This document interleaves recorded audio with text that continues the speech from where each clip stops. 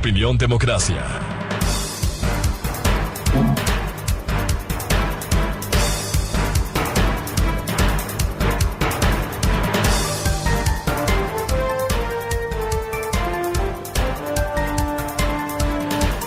Ocho 33 minutos en el territorio continental ecuatoriano, buscando la verdad y apelando a la racionalidad, la sensatez, la cordura, porque el país necesita restablecer la paz y el orden, perseverar en la necesidad de un diálogo civilizado.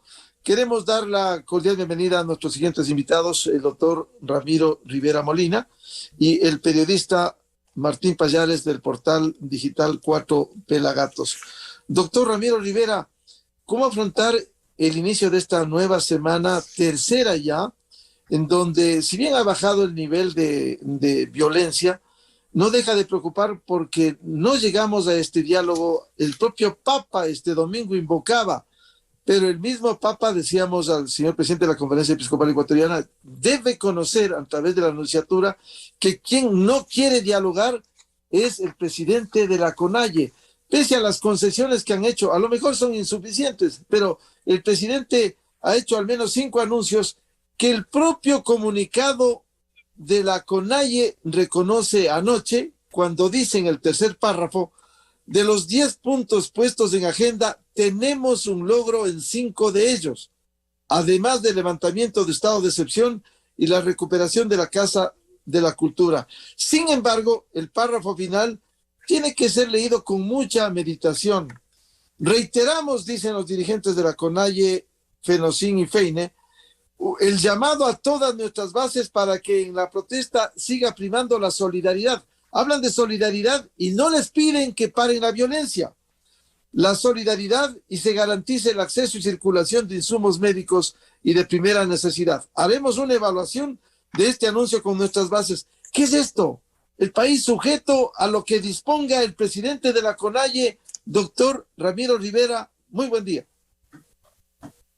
Bueno, es bien difícil, Miguel. Bueno, primero un gusto compartir con Martín este espacio. Es bien difícil en democracia que puedan resolverse los conflictos a través del diálogo si es que en medio del conflicto no hay líderes con pensamiento democrático, que valoren la institucionalidad, que no se consideren propietarios de la verdad absoluta. Lo cierto es que, como nunca antes en la historia reciente del Ecuador, el máximo dirigente de la CONAIE es un líder audaz. El señor Issa es un hombre políticamente inteligente, calculador, temerario, intransigente, pero radicalmente dogmático. Y esto no suena a discurso de odio ni a racismo.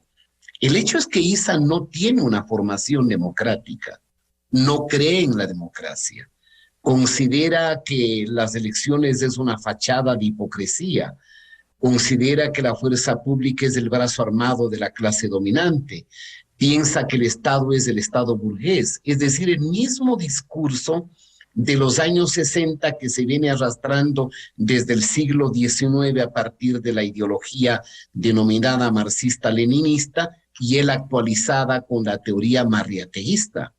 Para que pensemos los ecuatorianos, Marriátegui fue un líder socialista peruano que creía en un esquema socialista propio para América Latina, pero en los años 20 del siglo pasado. Es decir, ni siquiera en Perú tenía grupos ideologizados o extremos que pudiesen seguir sus ideas. Luego vino, pues, las últimas décadas pasadas, Abimael Guzmán y el grupo Sendero Luminoso. Sendero Luminoso tiene el triste y doloroso privilegio de haber asesinado a más de 60,000 personas, mayores, niños, familias, por ser delatores. Entonces estamos hablando con un hombre que este momento tiene el control importante en la CONAIE. Ahora bien, en la CONAIE sí hay dirigentes mesurados, o habían dirigentes de gran altura, Auqui Tituaña, pongamos, Nina Pacari, Luis Macas. Hoy mismo creo que el dirigente de la CONAIE, Marlon, evidencia cierta madurez. Mauro Santi, ¿no es cierto? Él así ha tenido el coraje de denunciar que las bandas criminales o de violencia o los escuadrones de violencia urbanos los ha puesto el correísmo y ha dicho, señor Correa, saque a su gente de aquí. Porque en el fondo, Miguel, me parece que ya no es un tipo de reivindicación social o gremial, porque la agenda del señor hizo una agenda eminentemente política y detrás de eso estuvo o está todo un complot que iba hacia un golpe de Estado. Al inicio se hablaba de que buscarían la destitución del presidente, del vicepresidente y que estarían negociando el ejercicio de un presidente de interinazgo que de alguna manera repartiese el país como una torta para quienes votarían en la asamblea. Y ahora se inventaron esta destitución en base a los arbitrios que establece el artículo 130. Es decir, es absolutamente condenable y doloroso ahora ver que el señor Issa es el generoso, entre comillas, en garantizar los corredores humanitarios, cuando el Ecuador está a punto de perder toda su producción petrolera, lo han dicho, cuando las clínicas del Ecuador y el servicio sanitario público no tiene oxígeno y un camión que traía oxígeno para la ciudad de Cuenca fue bloqueado. Cuando se bloquea, se ataca y se incinera camiones que traen alimentos. Es obvio suponer que no es una protesta sana. ¿No es cierto? Que aquí hay un complot, hay una rebelión, hay un sistema anárquico que tiende a destruir todo el orden establecido que tenemos. Y no hay flexibilidad. Y también de paso, y con esto termino, me parece que al gobierno también le falta cierta pedagogía. El señor presidente en la cadena de anoche solamente dijo, bueno, vamos a bajar 10 centavos en el precio de la extra, 10 centavos en el diésel, pero no nos dijo, porque en la política hay que hacer pedagogía de educación democrática, ¿cuántos centenares de millones implican eso? Recién creo algún otro funcionario dijo que estos 10 centavos que aparecen como algo irrisorio implica 250 millones de dólares que el Estado dejaría de percibir. Eso significa que a eso tiene que sumarle 250 millones más para el subsidio. Es decir, el gran problema de la política ecuatoriana es que nos manejamos los actores políticos con tanta irresponsabilidad, que es un juego de demagogia, de retórica, de discurso agonístico, clientelar, confrontativo, pero muy pocos son los que ponen por encima de la mesa las cosas objetivas para decir cuánto le cuesta al país lo que está pidiendo el señor Issa. Probablemente lo que pide el señor Issa le cuesta al país 2 o 3 mil millones. Y la pregunta es, ¿de dónde va a sacar el dinero para que el Ecuador siga teniendo viabilidad como economía y como país? Porque además, por otro lado, se reducen los ingresos del Estado, se condena la relación con el FMI, es decir, un contrasentido. Más recursos nos entregan, pero ustedes ingresan menos recursos. Para los radicales que arrastran la vieja cultura latina de culpar el mal de uno a los otros, yo soy pobre que porque el fulano es rico, o porque durante 10 años tuvimos una academia del rencor y del resentimiento, creemos que todos los problemas son imputables o achacables a otros.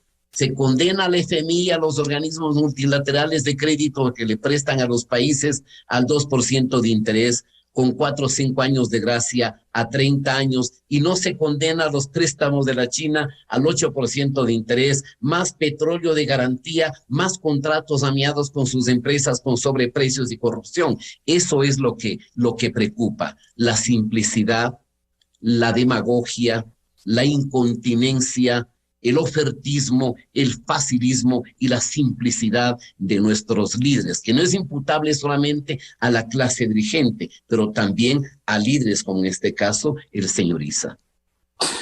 Bienvenido a Martín Payares del portal digital Cuatro Pelagatos. Martín, ¿cómo afrontar este momento difícil? ¿Cómo proteger a la democracia cuando el diálogo no se ha podido instalar por decisión unilateral de la CONAIE? En contraste, que dicen no al diálogo, pero anoche Fernando Villavicencio, asambleísta del presidente de la Comisión de Fiscalización, denunciaba que estaban reunidos el correísmo con la dirigencia indígena en el Hotel República anoche y no quiere ir a un diálogo con el Ejecutivo para plantear las exigencias de la CONAI, las reivindicaciones del sector indígena. Martín, buen día. Sí, Miguel, buenos días. Ramiro, buenos días.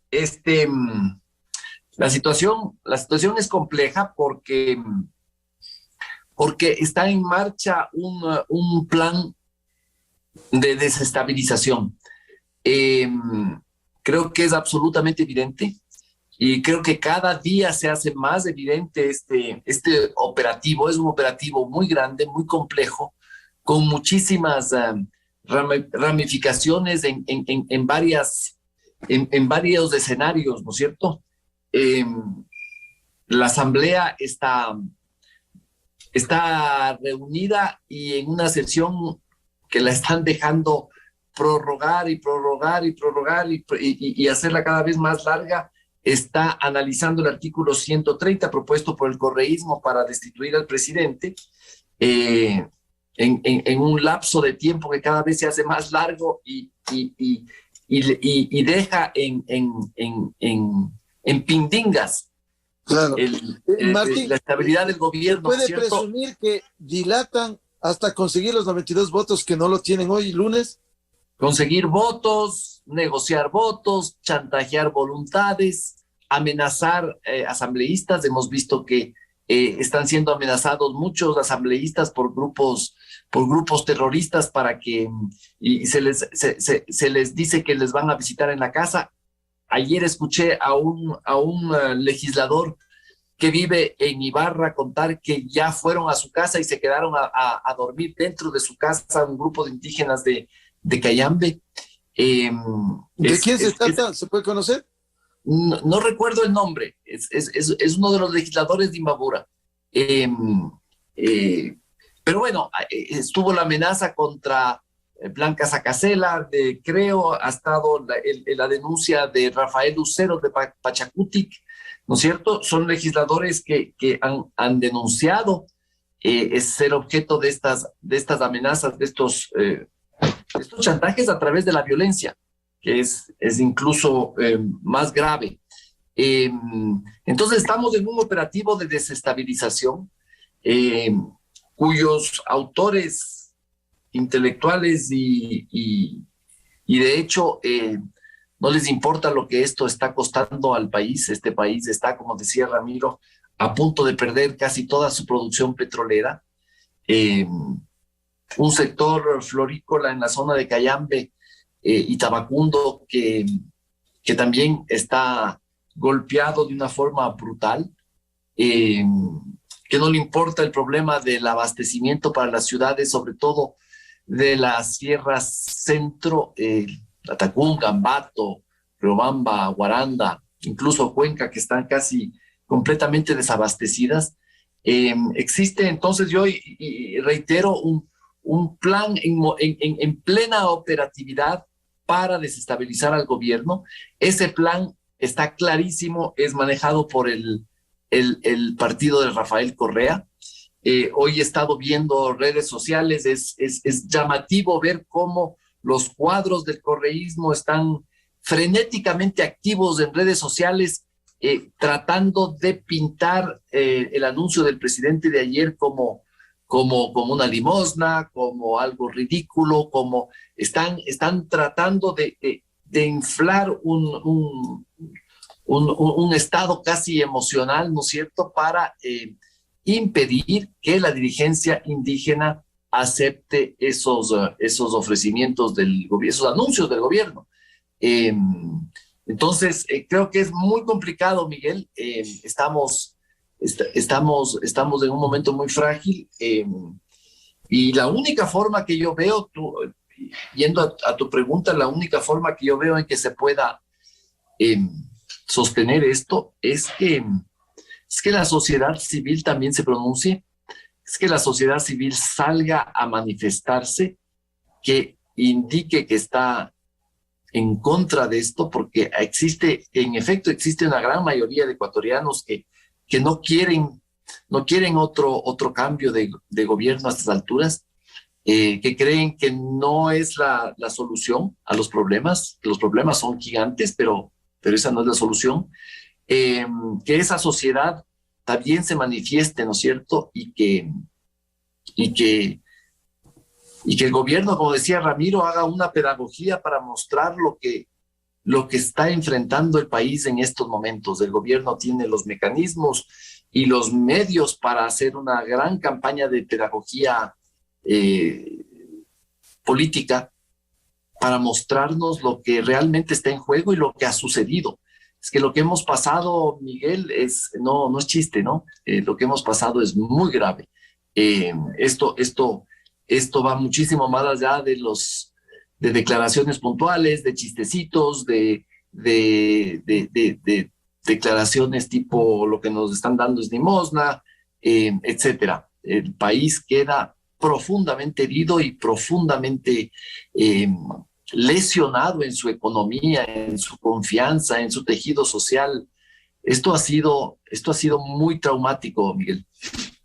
Doctor Ramiro Rivera, ¿cómo enfrentar lo que insiste Martín Pallares, que está en marcha este plan de desestabilización, para evitar que haya mayor incertidumbre, para que esto se desbarate en el país, doctor Rivera? Bueno, previniendo a los ecuatorianos las consecuencias, ¿no? Primero, Dios, ¿cuándo vamos a aprender a vivir en democracia, Miguel? ¿Cuándo? Porque no hay democracia que pueda subsistir en ninguna parte del mundo, diríamos, democrático, sin reglas, sin acatar las reglas del juego. Cuando las reglas no forman parte de la convivencia humana, todo puede pasar. El caos, el imperio de la brutalidad, el imperio de la fuerza, de la violencia. Es un poco algo parecido a lo que este famoso filósofo inglés Thomas Hobbes describía para la etapa del medioevo, el estado de naturaleza. No había estado, no había fuerza coercitiva del Estado, no había reglas que todos debían acatar. Es que al odio sembrado durante más de una década, es decir, tengo que odiar al que tiene, aunque el que tiene haya hecho lo que tiene con esfuerzo y honestidad. Tengo que admirar al que se hace millonario por el robo, porque él es inteligente, el sabido, el sapo, el vivaracho. Todos los que no estén de acuerdo conmigo son excluidos y se merecen las llamas del infierno. Eso ha contaminado a la sociedad. Y una sociedad contaminada con un discurso de odio, con un discurso de resentimiento, impregnada por líderes violentos, porque aquí detrás del señor Issa no está solo. Hay poderes no tan ocultos, yo diría son poderes visibles. ¿Alguien se imagina todo el poder económico, todo el poder que exhibe, diríamos, el grupo delictivo que estuvo muy cerca del señor Correa? Si se dice que han robado cerca de 70,000 millones de dólares, ¿qué les cuesta poner para una aventura golpista, para el complot, para esta estrategia de asalto al poder 50 o 100 millones? Me parece que los ecuatorianos todavía no tenemos conciencia de la magnitud de los poderes que están conspirando contra el poder constituido. El poder del narcotráfico y de las bandas criminales transnacionales que están asentadas en el Ecuador, es altamente probable que tengan más poder económico que el propio Estado ecuatoriano. Porque si solo la droga decomisada a consumo final es de equivalente superior al presupuesto general del Estado, imagínense. Yo me preguntaba anoche, a más del cansancio de discursos simplistas, demagógicos, superficiales, agonísticos, porque hay alguien hasta que me parece derramó algunas lágrimas. Un discurso que simplifica la vida ecuatoriana como si fuese una película de vaqueros, donde los buenos son los correístas y los malos son el resto, Yo decía, bueno, falta pocas intervenciones, debe terminar la sesión. Es cierto que el Parlamento, conforme el artículo 130 de la Constitución para procesar la destitución del presidente, tiene 72 horas y esas 72 horas se agotan el día martes. Pero no es menos cierto que si hubiese sanidad ética y espiritual de todos los actores políticos, este show se habría terminado anoche. Yo me imagino cómo estará hirviendo el mercado de corrupción tratando de conquistar votos de los legisladores. Doctor Rivera, pero aquí hay una responsabilidad del presidente de la Asamblea, el señor Virgilio Saquicela. ¿Por qué dilata? Hoy no convoca para el martes. ¿Por qué? Deliberadamente pregunto, ¿querrá que haya los 92 votos para que esto se desbarate? Porque el señor Saquicela, por ejemplo, permitió a unos supuestos representantes de derechos humanos, uno de ellos vinculado al kirchnerismo, amigo íntimo del prófugo en Bélgica, para que se presenten durante este debate. Es decir, ¿qué quiere el señor Saquicela? Hay que decirlo. Es evidente que al lado del correísmo hay aliados con ambiciones políticas. Es evidente que al lado del correísmo, lo confiesen o no, hay evidencias inocultables que está el crimen organizado. Porque como dijo Martín, ¿cuándo antes en una manifestación pública que vivíamos en los años 80, en la década de convulsión de los 90, del 2000, hubo tanta violencia? Nunca. Bandas que se toman las calles, bandas que obstaculizan las carreteras, que imponen peajes a los camiones, que piden dinero, grupos armados, destruyendo las aceras, los pisos de adoquinados, árboles patrimoniales devastados, destrucción de las instalaciones de la Cruz Roja y del Banco de Sangre en el Puyo, toma de las centrales eléctricas, toma de los pozos petroleros, el asalto a 17 soldados de nuestras Fuerzas Armadas que lo que hacían es custodiar varios camiones que traían alimentos. Eso hasta en las guerras se respeta lo que se dice objetivos civiles, o el bloqueo a las ambulancias, por lo cual hubo varios muertos, irrupción en las plantaciones, el ataque a la fiscalía, los saqueos, los incendios, las agresiones, el aceite quemado contaminando el agua de Ambato. La pregunta es, dígame cuándo antes sucedió eso. Y eso no puede ser sino no es eso algo espontáneo ni popular, porque el ecuatoriano como tal no es gente de violencia. A veces somos proclives a la violencia verbal, pero cuando ya llegamos a los extremos como que nos moderamos.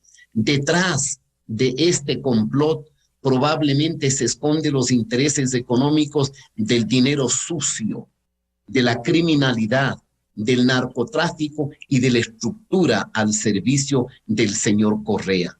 Quieren dar un golpe de Estado, quieren liquidar la viabilidad de la democracia, porque consideran que el Ecuador es propio de ellos, es una hacienda, es parte del legado patrimonial que le queda a este país. Y esto desde todo punto de vista tiene que ser denunciado. Y a veces me parece que ciertos segmentos de la clase media de Quito romantizan estos acontecimientos.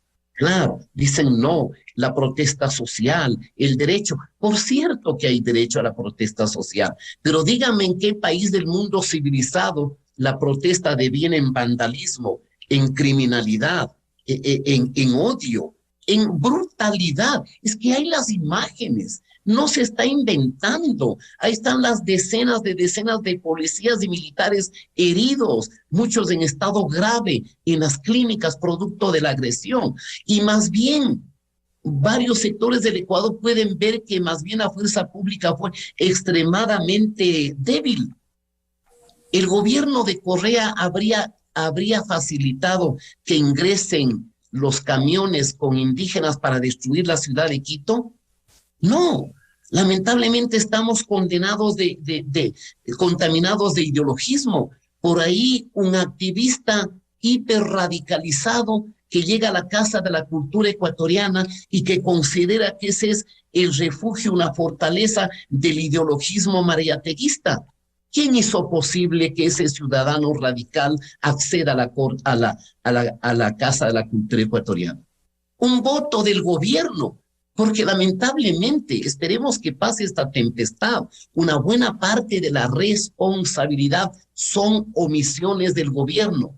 No tomaron en serio la política. Efectivamente, se advirtió en su momento que el señor Fernando Cerón era muy vinculado al señor Issa, y el voto efectivamente de la representante del Ministerio de la Cultura fue así. Quisiera preguntarle antes de que salga, porque tenía una reunión, Martín Payares, y luego volvemos con Ramiro Rivera. Martín, ¿cómo salimos de esto? ¿Qué espera de la Asamblea Nacional en estas condiciones? Miguel, yo reitero, creo que la única fórmula es que la opinión pública y la sociedad se activen. Hay que graficar, hay que poner sobre escena lo que está ocurriendo en la Asamblea. Creo que hay que presionar al presidente de la Asamblea, que me parece tiene una actitud impresentable. En la sesión del sábado, permitió que haya una comisión general que no tenía, no podía ser con aceptada. Actores, además con actores sesgados claramente, identificados con el correísmo. No, tanto es así que las 7 personas que se presentaron sus nombres fueron proporcionados por la legisladora Marcela Holguín. Una de ellas había trabajado en la Defensoría del Pueblo en la época de Correa, cuando la Defensoría del Pueblo era como un organismo adscrito al gabinete de Correa, y el otro era el señor Juan Grabois, que es conocido por ser un radical kirchnerista, admirador rayando en adorador de Rafael Correa, cuando Rafael Correa ha montado un operativo para echar abajo al gobierno. Y para esto se prestó el señor Virgilio Saquicela, presidente de la Asamblea. Pero está a la vista. Está a la vista. Esto es lo que ha pasado.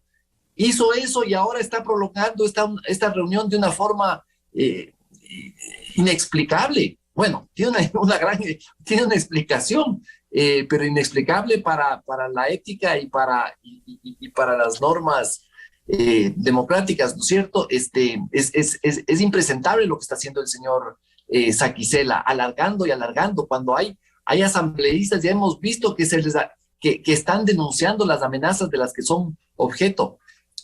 Aquí este señor es el responsable de lo que, y yo creo que hay que responsabilizarle de todo esto. Martín, ¿debe ser presencial la sesión cuando se vote por el planteamiento del correísmo? Yo no entiendo por qué no es presencial. Ayer, por ejemplo, había perfectamente posibilidades de estar en la Asamblea, y la votación más aún debería ser presencial. Claro que sí, Miguel. Bien, quiero volver con Ramiro Rivera. ¿Cuál debiera ser la actuación de la Asamblea en estas condiciones? ¿Debe ser presencial? ¿Qué hacer en estas horas difíciles, doctor Rivera? Evidentemente debe ser presencial. La pandemia pasó. No hay pretextos. Además, muchos parlamentarios que no son de Quito se les reconoce un pedazo de recursos para la vivienda. Es evidente e inocultable que el manejo de la Asamblea está sesgado, parcializado. Es un tema de enorme trascendencia. Inventarse una comisión general donde las 7 intervenciones tienen que ver con un solo sector, con una sola visión radicalizada, ideologizada, que patrocina el caos y que quiere el golpe de Estado, es una falta elemental de respeto a la opinión pública general de los ecuatorianos. Escuchando la demagogia de la Asamblea daría la impresión que el 95% de la gente está luchando por la agenda política del señor Issa y que el 90% de los ecuatorianos aplauden esta tragedia. cuando los sondeos de opinión, Miguel, serios que han salido, dicen que más del 80% de la ciudadanía repudia los actos de vandalismo y de violencia. A mí me da la impresión que detrás de esta dilación en la Asamblea quieren ganar tiempo en la hipótesis de persistir para que nuevamente la mecha de la violencia física en Quito pueda recrudecerse. Condenan a la fuerza pública cuando el deber de la fuerza pública en cualquier sociedad democrática es ser la fuerza coercitiva del Estado para impedir desmanes y violencia, para que el ciudadano no se aleje de los deberes de observancia a las reglas, a las instituciones, porque reitero, no hay democracia sin reglas, no hay democracia sin instituciones, no hay democracia sin límites. Los derechos no son ilimitados. Los derechos personales tienen el límite donde comienzan los derechos de los demás. Juan tiene derecho a protestar, a llevar una pancarta, pero no tiene derecho a llevar una escopeta con perdigones, bombas molotov, bombas incendiarias para atacar al resto, para impedir que el resto ejerza la libertad de ejercer sus derechos. Eso es absolutamente condenable. Es evidente, Miguel, desde todo punto de vista, que se armó una enorme estrategia para liquidar el poder constituido, para sacar al señor Lasso de la presidencia, porque esa presencia es incómoda, no solamente para el hambre atrasada de impunidad del correísmo, sino sobre todo para el festín de los grupos violentos y criminales financiados por el narcotráfico y la minería ilegal. Es evidente que detrás de eso hay poderes inmensamente visibles, oprobiosos, negativos, pervertidos, que quieren liquidar lo poco que el Ecuador le queda de institucionalidad democrática. Doctor Ramiro Rivera, esto explica este cronograma que ha hecho el correísmo desestabilizador. Hoy se justifica por qué le sacaron a Guadalupe Llori y pusieron a Virgilio Saquicela para que haga todo esto. Y porque probablemente creen que destituyendo al presidente pueden tener a alguien al que le arrinconen para que reparta el presupuesto del Estado como una torta para un grupo de fieras insaciables de poder. Porque, reitero una vez más, el discurso del señor Issa no es un discurso social. El señor Issa tiene un discurso político. El señor Issa sueña con ser el Evo Morales del Ecuador, pero ni siquiera por la vía democrática y electoral, por la vía de la violencia insurreccional, por la vía de la guerrilla desde el campo a la ciudad, más o menos en el esquema del socialismo indoamericano que proclama y que fue parte sustantiva de la densa teoría del señor Marriatti hace un siglo en el Perú. No es un líder que sea benéfico para la sociedad ecuatoriana. Reviste en su discurso con una expresión agonística, de agonía, de desgracia, pero detrás de eso hay una visión totalitaria del poder. Y eso es abusar contra el espíritu pacífico de los ecuatorianos que quieren trabajar, que quieren esforzarse. No hay país que progrese sin trabajo, no hay país que avance sin instituciones y sin reglas.